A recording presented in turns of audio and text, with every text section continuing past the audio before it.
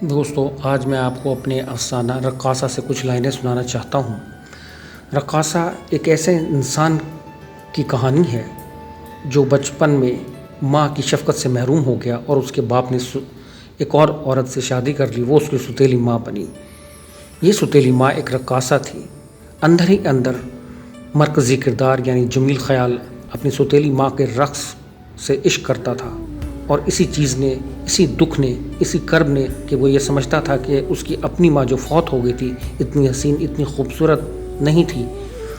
وہ ایک آرٹسٹ بن گیا اور اس کی پینٹنگز میں جو رقص کا عنوان تھا وہ اس کی ستیلی ماں تھی۔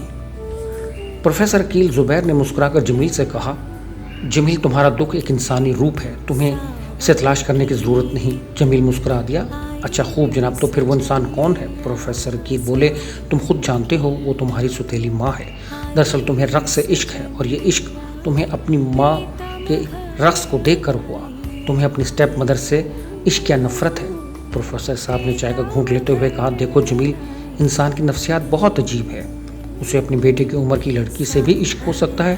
وہ پتھر کو کردار بنا کر پوچھتا ہے، تم کیا سمجھتے ہو کیا پتھر بھگوان ہو سکتا ہے؟ ہرگز نہیں۔ انسان کا اعتقاد بڑی عجیب چیز ہے، جب یہ ایمان بن جاتا ہے تو ماؤنٹ ایورسٹ بن جاتا ہے۔ انسان اس پر یقین کر لیتا ہے جسے وہ دیکھ بھی نہیں سکتا۔ چونکہ جمیل ایک خود ذہنی انسان تھا اور پھر آرٹسٹ بھی تھا، سو وہ یہ سب باتیں خوب جانتا تھا اور سمجھ بھی سکتا تھا۔ پروفیسر عقیل زبیر جمیل کے دوست کی پینٹنگز کی نمائش میں جمیل سے متعارف ہوئے تھے، یہیں سے ان کی دوستی گہری ہوتی چلی گئی تھی۔ پروفیسر مزید کہنے لگے، اب جیسے بعض اوقات ہم جس سے محبت کرتے ہیں اور اسے شدت سے یاد کرتے ہیں تو ہم سمجھتے ہیں، سوچتے ہیں، بلکہ یقین کرتے ہیں کہ وہ بھی اسی وقت 1000 میل دور بیٹھا ہمیں بھی اتنی شدت سے یاد کر رہا ہوگا، اور ایسا ہوتا بھی ہے۔ تبھی ہمیں اپنے کسی عزیز دوست کا فون آ جاتا ہے کہ وہ کئی دنوں سے ہماری یاد میں تڑپ رہا تھا۔ ایسا بھی ہوتا ہے کہ جسے ہم یاد کر رہے ہوتے ہیں وہ کسی اور کے عشق میں یا یاد میں مبتلا ہوتا ہے۔ بات یہ ہے کہ انسان جانور سے تبھی معتبر ہے کہ اس کی نفسیات پیچیدہ ہے، اور یہ اسی بنا پر ہے کہ اس کا دماغ ارتقائی منازل طے کر کے بہت زیادہ باشعور اور ذہین ہو گیا ہے۔ شعور اور تحت الشعور کی تہوں کا مجموعہ ہی تو ہے ہمارا دماغ۔ جمیل ہنس دیا، تو گویا میں وہ شخص ہوں جسے اپنی ستیلی ماں سے عشق ہے، یعنی میری مصوری میں جو عورت اڑیاں نیم اڑیاں تمثیلات لپیٹے ہوتی ہے وہ میری ماں ہے، تو کیا میں ایک غلیظ انسان ہوں، گھٹیا انسان ہوں؟ پروفیسر بولے، ہرگز نہیں۔ کیا تم ایسے ہو؟ خود بتاؤ، تم تو عورت کو عزت دینے والے ہو، آج کے نامور جوان مصور، تم شہرت اور پیسہ تمہارے قدموں سے لپٹا ہوا ہے۔ کتنی لڑکیاں ہیں جو تن من مار دینا چاہتی ہیں تم پر۔ کیا عمر کا واقعہ بھول گئے؟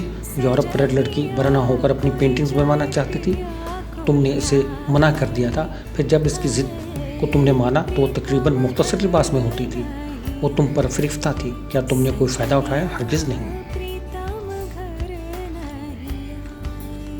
پروفیسر کرسی سے اٹھ کھڑے ہوئے اور کھڑکی کھول کر لمبا سانس لے کر بولے، محبت یا عشق کا ہرگز یہ معنی نہیں کہ ہم اسے صرف شادی، حصول قرب یا جنسی اختلاط کا ذریعہ سمجھیں۔ کیا ہمیں پاکستان سے عشق نہیں؟ کیا ہم ان شہیدوں سے عشق نہیں کرتے جنہوں نے وطن پر اپنی جان قربان کر دی؟ یا ان شاعروں اور ادیبوں جیسے فیض احمد فیض، احمد فراز، ممتاز مفتی، اشفاق احمد، مشتاق احمد یوسفی جیسے لوگوں سے عشق نہیں کرتے جو آج اس دنیا میں نہیں؟ تو کیا اس کا معنی یہ ہوا کہ ہمیں مردہ انسانوں سے عشق ہے؟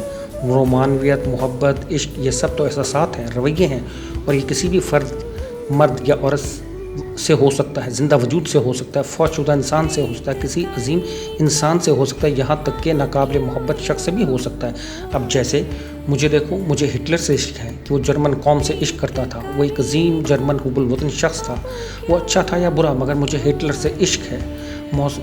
میری لائبریری میں ہٹلر سے متعلق کتابیں بھری پڑی ہیں۔ ہمیں کبھی کسی شہر سے عشق ہو سکتا ہے، جگہ سے، موسم کی کسی نوعیت سے عشق ہو سکتا ہے۔ تم جانتے ہو جمیل، میرا ایک پیشنٹ تھا، اسے اپنی محبوبہ کے بغلوں کے پسینے کی بو سے عشق تھا، یہاں تک کہ اس کی پیٹ کی ہوا کی بو سے بھی عشق تھا۔ یہ سب انسانی ذہن کا خلل یا جنون ہو سکتا ہے، مگر بہرحال یہ ہے۔ اور آج جمیل اپنی ستیلی ماں کی تلاش میں لاہور سے کراچی آیا تھا۔ کراچی جو جنگل ہے جہاں انسان دوسرے انسان سے نفرت کی آگ رکھتا ہے، جہاں انسان سستا ہے اور بوری بند لاش مہنگی ہے، جہاں پاکستان کی سست پکائی جاتی ہے یا شروع کی جاتی ہے۔